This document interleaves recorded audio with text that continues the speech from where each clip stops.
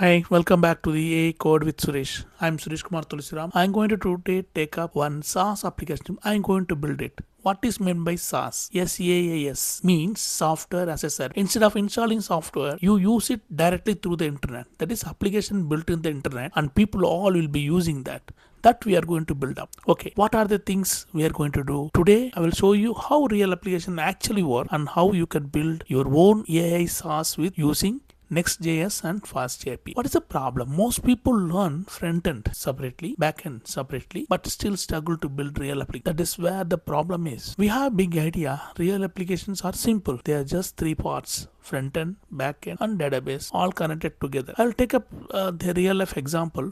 Let's take a real world example.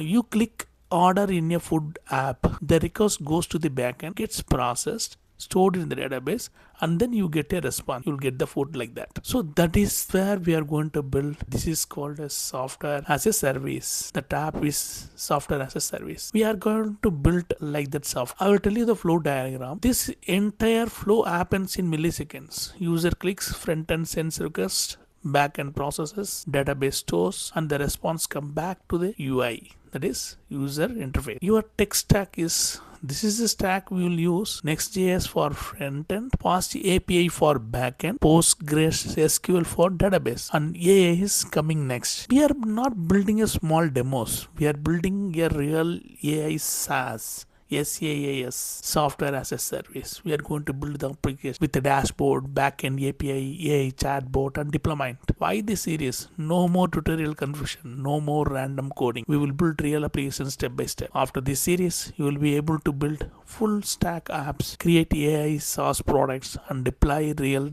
systems. In day 2, we are start building, setting up Next.js and FastAPI step by step. Follow this series and let's build something powerful. If you like this channel, please subscribe my channel and do like it and share it to your real friends and let them all learn together. Thank you. See you in the next video.